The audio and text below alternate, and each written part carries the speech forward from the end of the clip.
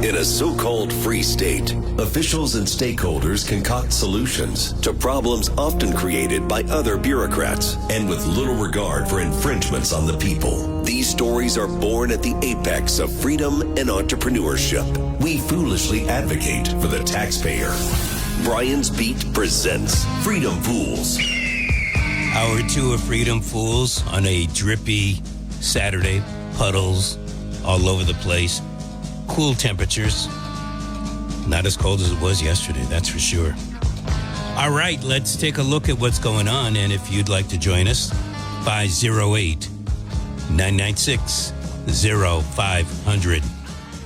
Just to let you know, joining us next hour will be Tracy Albanese. She is a field coordinator with United Interfaith Action and very instrumental in helping the rent control folks get the signatures.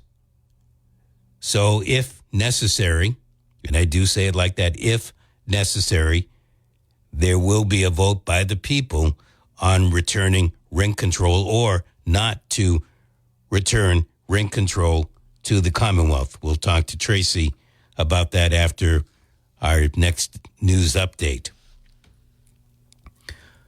Some numbers not from the federal government, but from ADT. ADP, not TP. They are the payroll people. November unemployment or employment numbers, whichever you prefer. 32,000 jobs were lost in November. 32,000. The expectation was that there would be 40,000 jobs gained during November. Usually, there is an uptick in November because people are hiring more folks because Christmas and Hanukkah and even Thanksgiving right around the corner. Obviously, Thanksgiving is now past us. But 40,000 people were expected to be hired.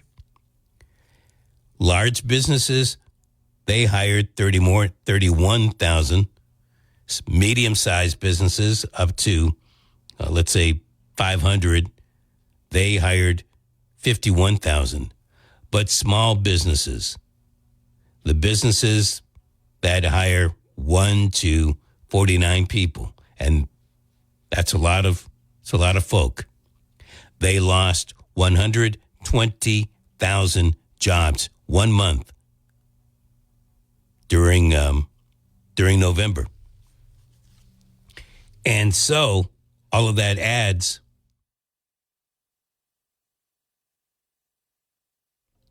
sorry there, I had to sneeze. All of that adds up to 32,000 jobs lost during the month of November. And again, 40,000 expected to be hired. Now, I'm not one, I blame the Trump administration for many things. I really don't blame the administration on what companies can make it, what companies cannot make it. But I will say this. One of the things that President Trump pledged was people would be going back to work. The economy would be better. And the economy is better if you're looking at the stock market.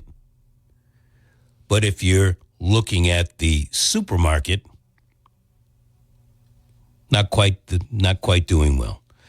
All right, yesterday on Brian's Beat, we were going along, and a person who calls on a fairly regular basis, good caller, he started talking about a U.S. national and a U.S. citizen.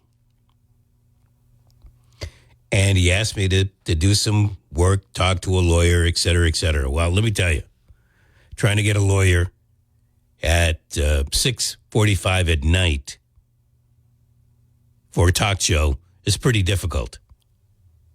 Now, I could have reached out to somebody like Paul Santos, but the guy's already, getting himself ready for the show on Saturday morning. So I did a search on the internet, and there is an answer. U.S. national versus U.S. citizen. Generally, people consider the term national as a synonym for the term citizen, and vice versa. However, the two terms have different meanings. The main difference between national and citizen is nationality relates to the place you are born. Citizenship relates to a title given to you by the government of a state after you fulfill the legal formalities. So, I was born in the United States. I am a national, U.S. national. I happen to also be a citizen of the United States because I was born. That was the test back in my day. I was born here. And for anybody else, if you were born in the United States, you are a U.S. citizen. And you're also a national. Now we have people that have been naturalized. A lot of folks from Canada, Jamaica, Haiti, Canada, I think I already said England, Mexico, China, Japan. We have people that have come to the United States, born elsewhere, and have become citizens of this country because they fulfilled the legal formalities. They are U.S. citizens, but they could be a Canadian national, Brit national, Mexican national, wherever country that they were born in, that's where they are a national. Now, in the context of what came up last night, we were also trying to figure out about Native Americans. Native Americans are considered U.S. citizens. Born here, etc. I don't know if that answers all of your questions dealing with that, but it is an internet search that can be done, and I will still reach out to a couple of attorneys who deal in this type of stuff, immigration and whatnot, and see what answers we can get. All this leads to our main topic last evening, which is still around today, and that is the Supreme Court, the U.S. Supreme Court, has agreed to hear the case challenging birthright citizenship. As you may recall, the president, in one of his executive orders, put the kibosh on birthright citizenship. And that has been challenged in numerous courts by numerous people. And the lower court battles said that the president was wrong doing what he did. And there was one lower court that ruled that they put in a nationwide injunction on, basically a halt to birthright citizenship. At that particular time, the Trump administration took it to the U.S. Supreme Court, and the Supreme Court ruled that lower courts cannot, in most instances, do a nationwide injunction. Victory for the Trump administration. And I suppose at this particular time, by having the Supreme Court take up the case, that is yet another victory for the Trump administration. At issue is whether or not folks that come into the United States illegally or are here on a temporary visa and they give birth, should that child be considered a United States citizen? That has been the case since at least 1865. The 14th Amendment is what really opened up the door. By the way, the 14th Amendment to the Constitution is the most challenged amendment and aspect of our Constitution. By far, the most challenged. So in other words, it has been taken to court more times than anything else. At issue is this phrase right here from the 14th Amendment. Direct quote, all persons born or naturalized in the United States and subject to the jurisdiction thereof are citizens of the United States. Just a few words in a highly politicized and challenged arena at this particular time. 508-996-0500. I believe what is written is the way that it is and should be ruled on by the U.S. Supreme Court. I have no idea how the court will rule in this particular case, but it does say all persons born or naturalized in the United States. It doesn't say just people of African descent that are former slaves. It doesn't say folks that were former slaves can become U.S. citizens. It says all persons born or naturalized in the United States. And I know people have a problem with that. That's fine. The best remedy to the problem would be to do another constitutional amendment. And there is no reason to sit there and say, oh, it takes too long. Well, if it's that important, the length shouldn't matter. In fact, I believe yesterday or the day before, we were talking about the prohibition. And prohibition started in 1919, 1920, and went on for 13 years, ended in 1933. And the best way to end, in fact, the only way to end prohibition was to actually do an amendment that canceled out so the 21st Amendment canceled out the 18th Amendment. Same thing can happen here. Look, I get it. I can understand why there are people that don't want to see someone who has come here illegally and then gives birth, maybe even set it up that way, so they could have a child that's a U.S. citizen, so later on down the road, that person can come in here. I get that. That shouldn't be right.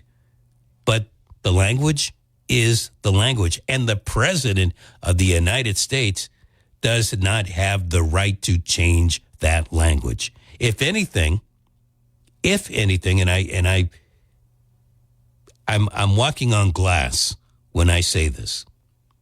If anything, Congress has a right to add or subtract teeth to the 14th Amendment. It's written right in that amendment. It does not say the President of the United States. It doesn't say, and by the way, the President tries to do it through executive order. Can't the next president change that executive order, drop that executive order?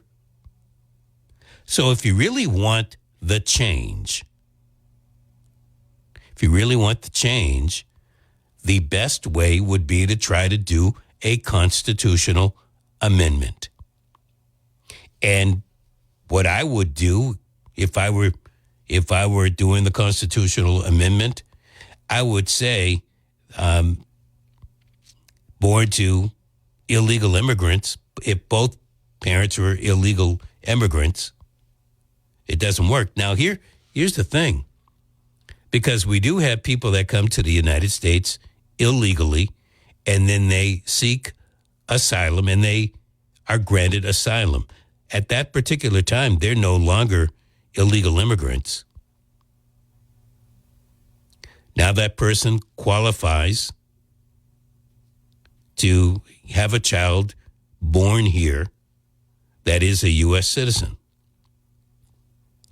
The other part of this is dicey, a little tricky. And that's the part where we're looking at people that came here on a temporary visa. Because a lot of people come here on a temporary visa. The example that I gave yesterday is they came here on some type of student visa. They came as a student. They're studying. You name your college. And sometime during the semester or a semester, someone gets pregnant. Wasn't intended to be that way, but it turned out to be that way. And the person is still going through with her studies.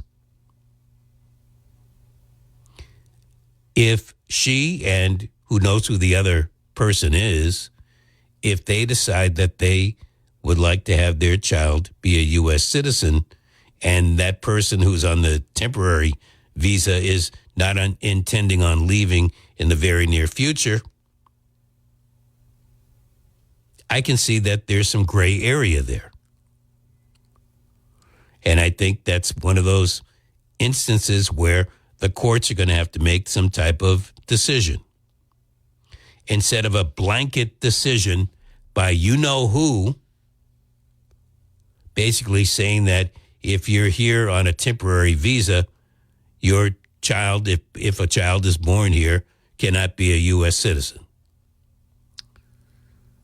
I don't agree with that. But again, doesn't really matter if I agree with it or not. What matters, if you want to do this and be constitutional and say that you are for the United States, make America great again. Well, part of making America great again is being constitutional. At least it is in my book. If you really want to make America great again, do it constitutionally. If you got a problem with that, well, I'd love to hear from you at 508-996-0500.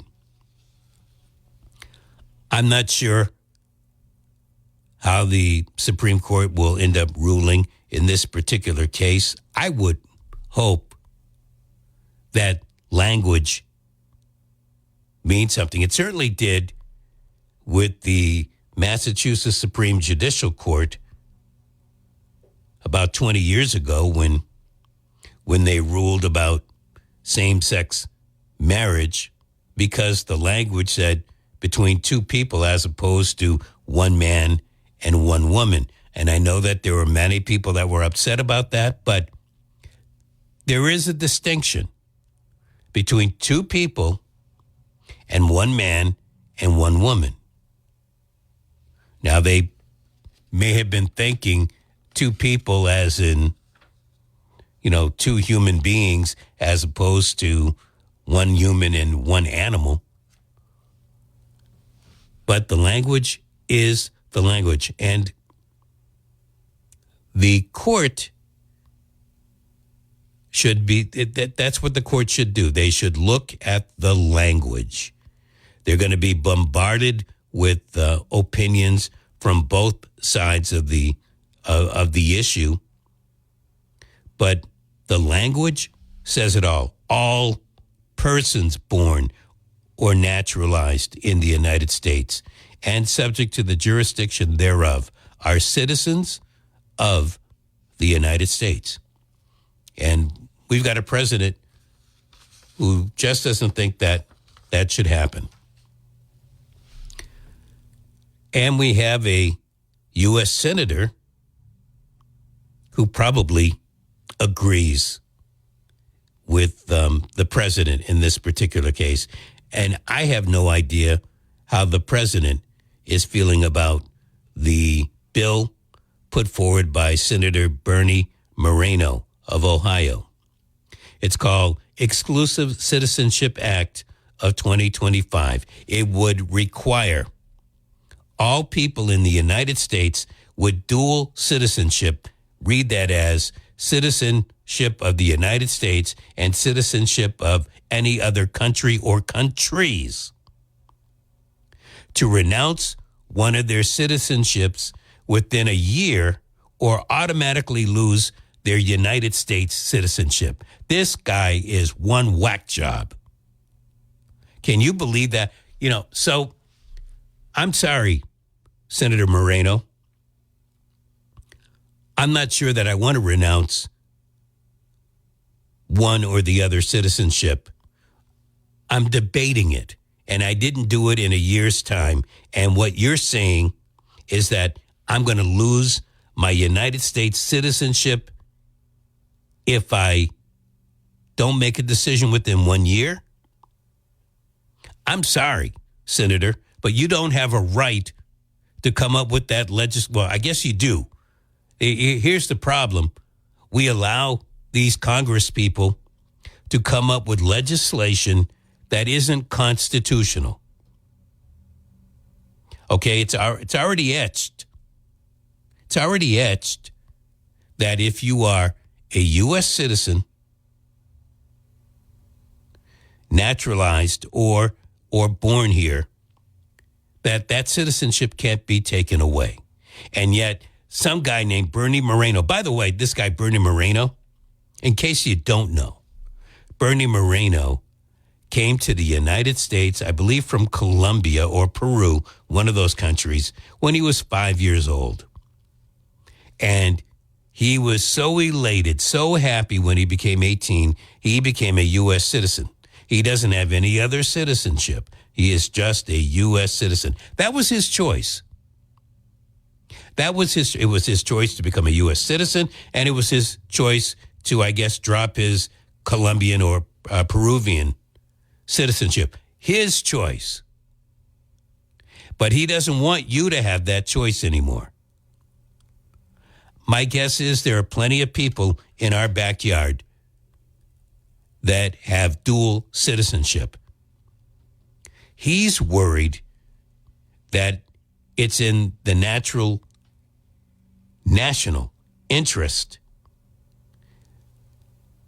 for you to just have one citizenship. I would say this, Senator Moreno. Your problem is the needle in a haystack problem that I often bring up.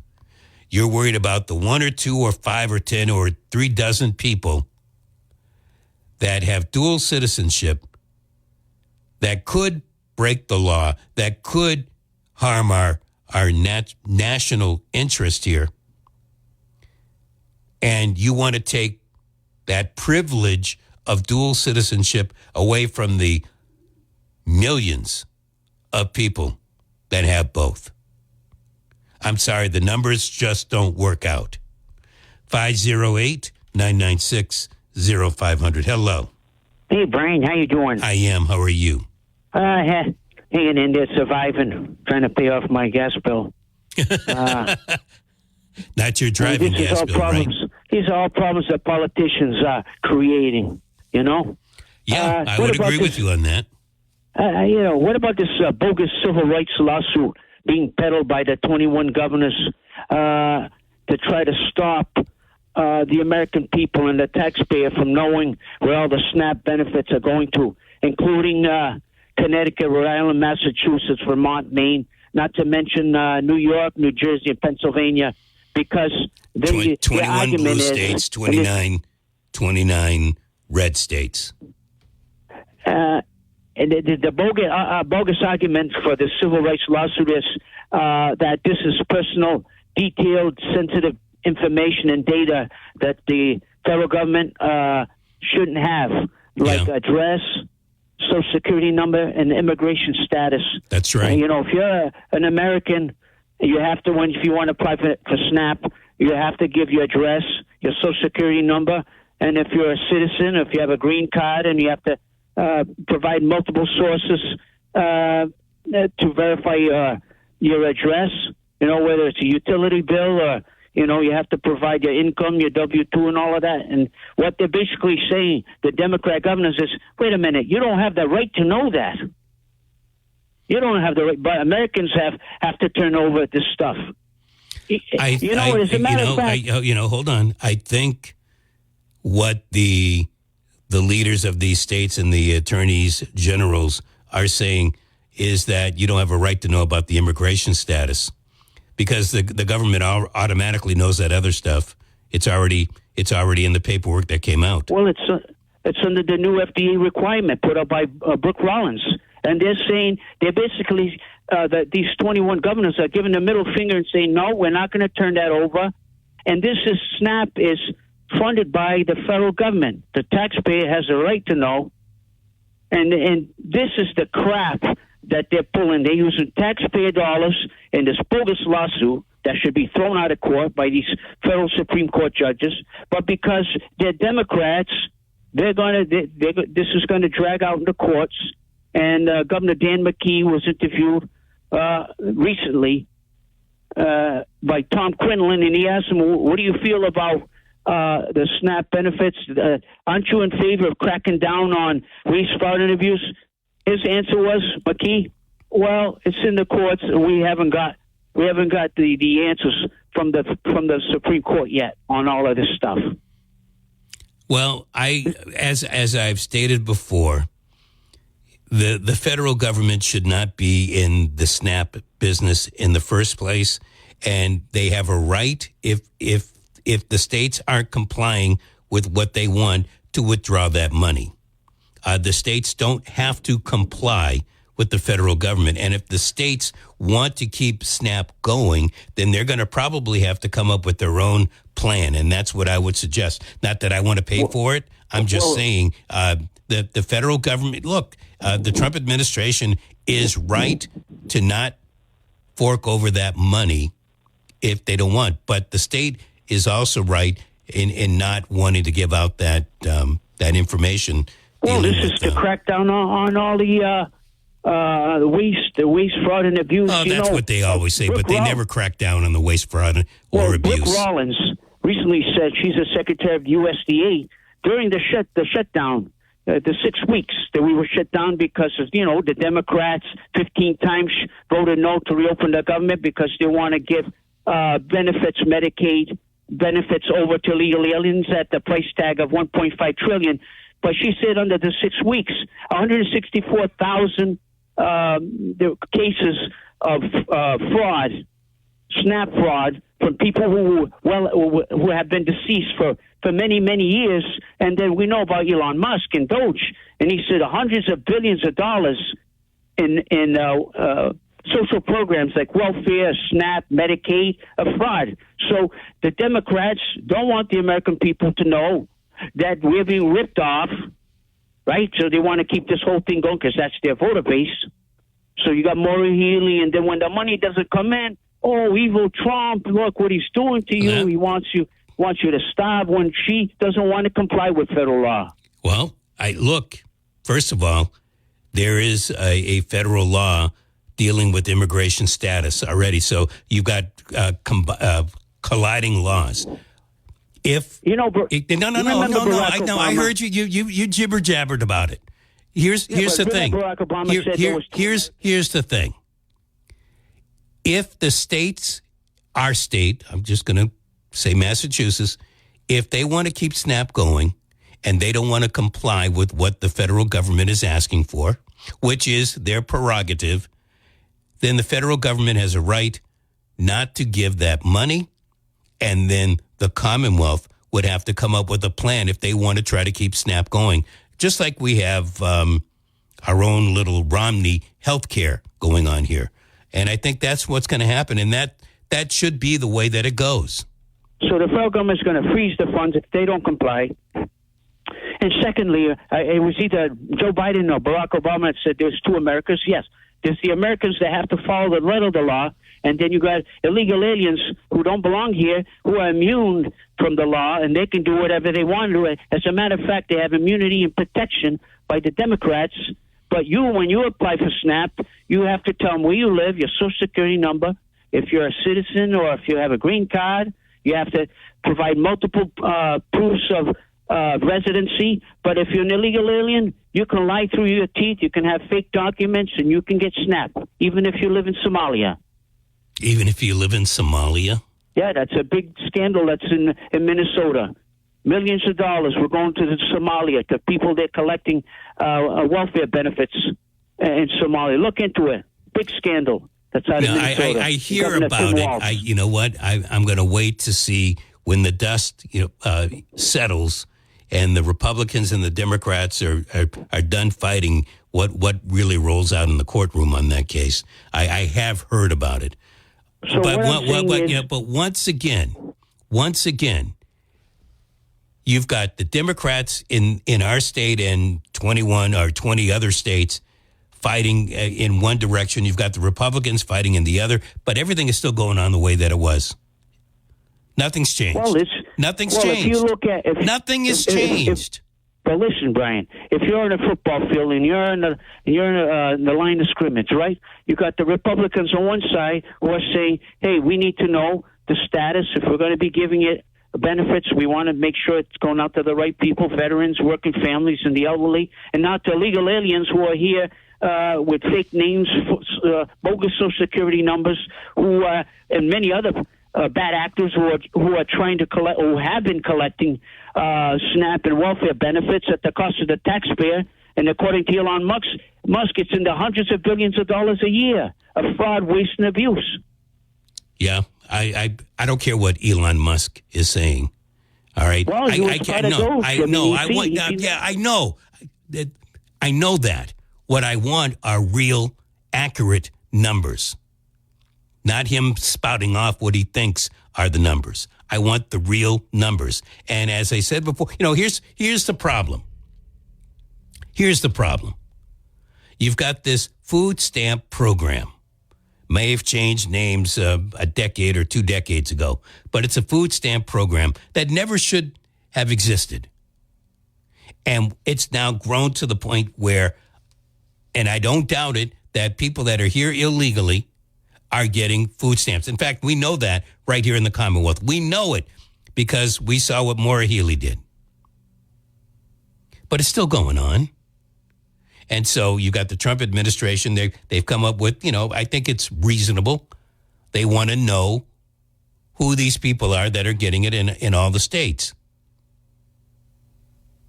If you don't want to comply, which, because I know that there's immigration information and that does butt heads with the federal law that's already on the books. If you don't want to give it, you better come up. I'm talking about the states now. You better come up with a plan to take care of your people, because you're not going to get the federal government money anymore. And I'm fine. I am fine with that. 508-996-0500. That's how you get onto the program today. I don't know too many people, certainly not at this station, that have as hard a feeling about the whole SNAP program as I do. But let's not play the same game over and over again, because that's what it is. Okay, so 29 red states are complying with the federal government. 21 blue states aren't complying. They filed a lawsuit. Has anything changed? The blue states have been filing lawsuits against the Trump administration for how many years? 1 year now, 4 years before? What's changed? And all of these players, they know each other. They went to law school together. They competed against each other during the debate club. Some of them have, as judges, former professors. It's an elite club, and they're all part of it. In fact, I've got something here. I don't know if I have it in the studio right now.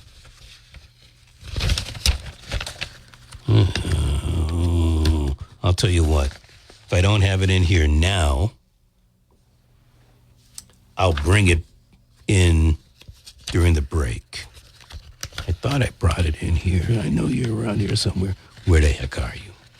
Why did you take off on me like that? All right, so I'll have to go get it.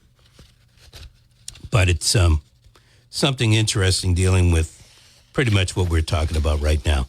All right, 508-996-0500. That's how you get on to the program today. It will be because we organized and forced a government to speak to our needs. This is WBSM. You know, most people are not business owners, but just about everybody knows one. The dirty little secret is most owners don't qualify for a bank loan because they lack collateral. At Legitimate Business Funders, owners can get up to $2 million in funding with no collateral, even with a low credit score. And they can get that funding in a couple of days. Find Legitimate Business Funders online at legitimatebusinessfunders.com. Legitimatebusinessfunders.com. We're with Bridget, whose husband won't be home for months, and whose daughter is due any day. We're with Mike, who's leaving home to protect his family and yours. We're with all service members and their families who need community, connection, and maybe a bit of magic. Are you with them? Learn more at uso.org today. We're with Liam after his 4th military move, when being new is starting to get old. We're with Tara during the holidays, when she misses home the most.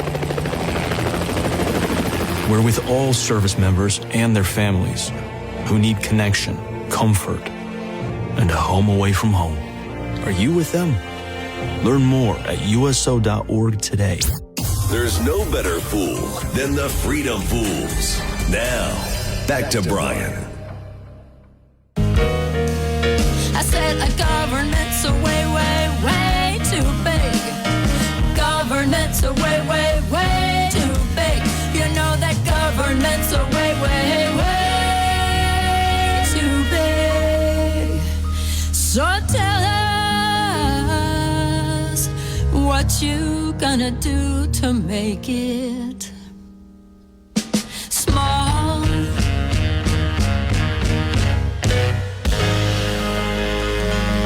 Your move. I've been about bringing more gas supply into Massachusetts. I never stopped pipelines. Remember, I stopped 2 gas pipelines from coming into this state. In terms of gas, I think I've been pretty clear and consistent about this.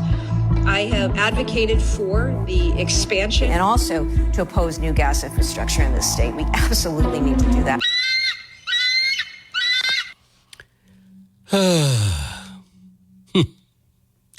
What are you going to say? I mean, her words, not mine,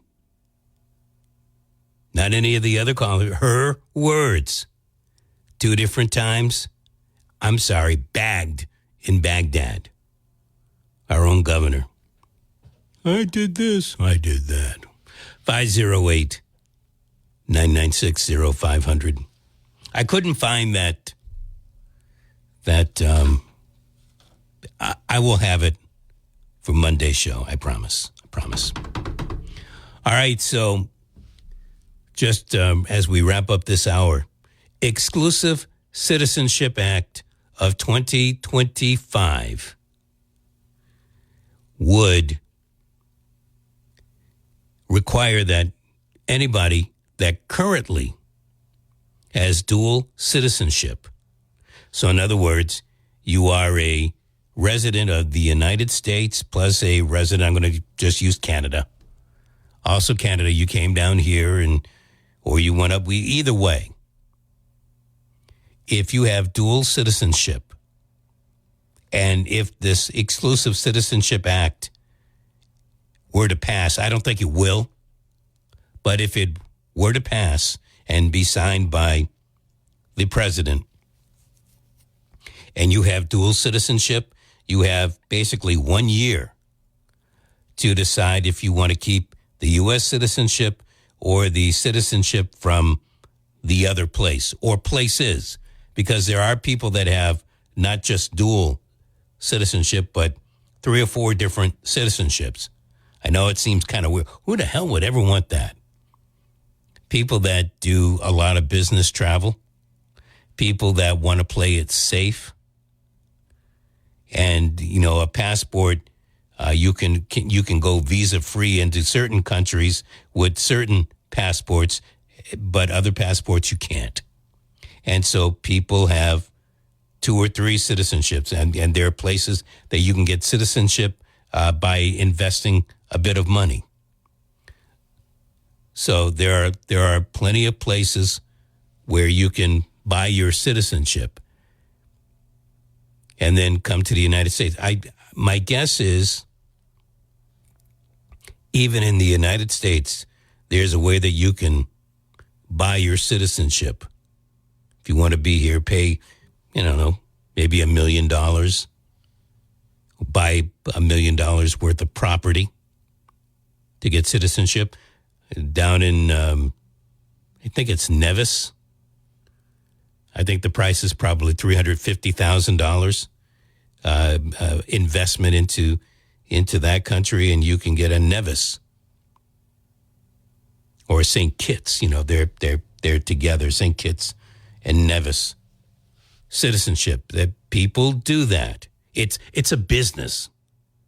It is a business. That stated, under Bernie Moreno's legislation, if you have dual citizenship or trio citizenship or a quad, whatever the case may be, you would have to give up all but one of them within a year. And if you don't give up and leave yourself exclusively to one, then you automatically lose your U.S. citizenship. What do you think of that? What do you think of a senator? I don't care what party he is from. I don't care what nation he was born in. But a U.S. senator who basically is saying, the hell with the Constitution. I'm going to just put this bill right up there for folks. You would automatically lose your citizenship. You can't lose your citizenship. The Supreme Court has ruled you cannot lose your citizenship according to the Constitution. But Bernie Moreno, he doesn't give a damn what the Constitution says. This is in our national interest to make sure that only folks are, that have ties to the United States have a United States citizenship. And if you have a citizenship to another country, you can be here, you can have a green card. But, it's in our best interest. We don't want a Jonathan Pollard. You're absolutely right. We don't want somebody spying for Israel while they're in our military. I get it. I get that. But You don't take it out on every person that has dual or multiple citizenships because you've got a couple of bad apples out there. And I don't think that by stripping people of their citizenship of other countries, that's going to stop people from being a bad apple here in the United States. In fact, it might provoke them even more. So I'm sorry. And what do we do about the president, the current president, that is? His wife has dual citizenship. Slovenia, and I think Barron has dual citizenship. So if you're President Trump and this bill that passes in the House of Representatives and also passes in the U.S. Senate, it comes to your desk, are you going to sit there and say, I can sign this, but my wife and kids, they're going to have to renounce one of their citizenships? Do you think that's what they want to do? In fact, here's my thought. If Melania and or Barron wanted to renounce their Slovenian citizenship, they would have done it already. There's a reason not to. So I don't know. I don't know if Bernie Moreno had a conversation with Tommy Tuberville or Senator Thune or the President of the United States. But can you imagine? Bernie Moreno is basically saying to the White House and to the First Lady, and I guess, well, maybe not the first son, but the son of the president, I'm coming up with this exclusive Citizenship Act. And if your wife and your youngest son don't comply, they're gonna end up losing their U.S. citizenship. Are you serious? Is this guy is one brick short of a load? You have got to be kidding me. Can you imagine what the folks in the United States are going to end up doing? You're talking about anywhere from 500,000 up to, 5 million or so folks. You expect them all to change. This guy has got to be out of his wits. Just because, as a 5-year-old, he came here with his family, which is nice, and things worked out for him to the point that he is a U.S. Senator right now. And in the national interest, we should all be tied down to one citizenship. I got to tell you something. I think that is about as anti-American as we're going to get today. It's not the grades you make, it's the hands you shake. This is WBSM. I can't answer your call right now, but it is important to me. That won't happen at Low Cost Air. When you dial 800-221-6085, a real person answers and helps you find your best airfares, foreign and domestic. Your choice. Automation. Please leave a message with your name and number. Or a real person. Low Cost Air, 800-221-6085. Low Cost Air, 800-221-6085. Freedom Pools on WBSM. Here's more with Brian Thomas. Freedom, freedom, that's what I want. That's what I need. Freedom to live. Freedom so I can live. There's only one person in the 20th century that gets a federal holiday, and it's Martin Luther King. I can name at least a dozen people more deserving in the 20th century of a federal holiday than MLK. There are much better figures, such as Billy Graham in the 1960s, who had a lot more to do with the passage of the Civil Rights Act. Yes. Hard to argue some of the things from some people. It's not even worth it sometimes. The quote of the day: intemperance and intolerance serve no one, and hatred guarantees failure. Intemperance and intolerance serve no one, and hatred guarantees failure. From former Senator and the late Edward Brooke, Senator from the Commonwealth of Massachusetts, back in the late 60s, early 1970s. Next